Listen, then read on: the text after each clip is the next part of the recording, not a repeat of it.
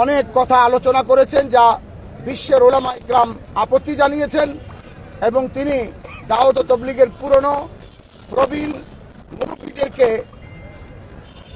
মার্কাজ থেকে একভাবে বলা যায় চাপ সৃষ্টি করে তিনি তার একনায়কতন্ত্র কায়েম করে সারা বিশ্বে তিনি নিজেকে আমির দাবি করে দাওয়াত ও তাবলীগের কাজটাকে চালাতে চেয়েছিলেন।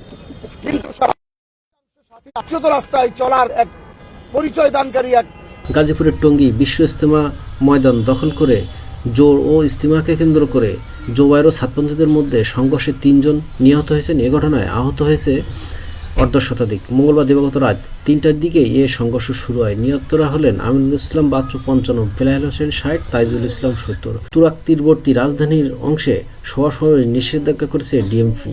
ডিএমপির গণবিজ্ঞপ্তিতে বলা হয়, রাজধানীর কামারপাড়া, আবদুল্লাহপুর, উত্তরা ১০ নম্বর সেক্টর তথ্য সংলগ্ন তুরাগ নদের দক্ষিণ পশ্চিম এলাকায় যে কোনো প্রকার সমাবেশ, মিছিল, শোভাযাত্রা, বিক্ষোভ ইত্যাদি পরবর্তী নির্দেশ না দেওয়া পর্যন্ত নিষিদ্ধ করেছে ঢাকা মহানগর পুলিশ।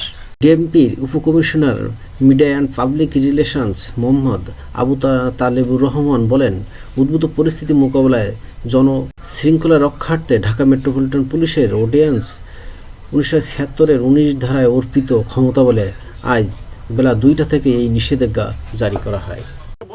আপনাদেরকে নিরাপত্তা দিয়ে প্রশাসন বের করে নাই, তখন আপনাদের কি হবে, আমাদের কি হবে?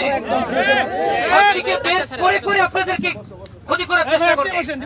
রাস্তাঘাটে বাস থামিয়ে সাথীকে ধরে যখন তারা আক্রমণ করবে, হাইনার মতো ঝাঁপিয়ে পড়বে, আপনার লাশটা আপনার বাড়িতে পৌঁছবে না, তখন আপনাদের কি অবস্থা হবে? এই বিষয়গুলি আছে, এই বিষয়গুলি কি বুঝতে পারতেছেন? কেউ আসেন এরকম নিরাপদে যেতে পারবেন আমাকে বলেন তো। এই বিষয়টা নিয়ে আপনারা জরুরি ভাবে আপনাদের মুরব্বীদের সাথে কথা বলেন, যাদের নির্দেশে বের হচ্ছেন আর মৃত্যুর মুখে পা বাড়াচ্ছেন, তাদের সাথে কথা বলে কি সিদ্ধান্ত করা উচিত সেই সিদ্ধান্ত গ্রহণ করুন। এটি আপনাদের নিকট আমার আরজ। জাযাকুমুল্লাহ খাইরান। আসসালামু আলাইকুম ওয়া রাহমাতুল্লাহ।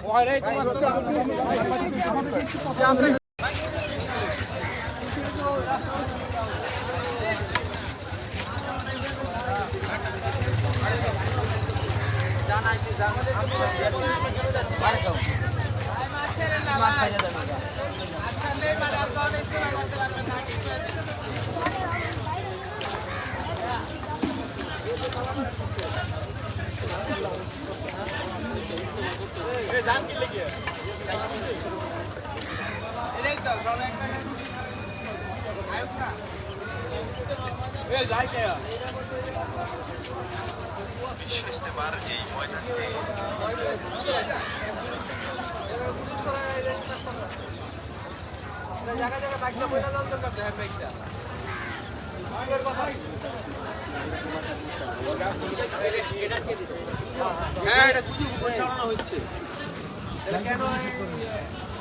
এখানে আছে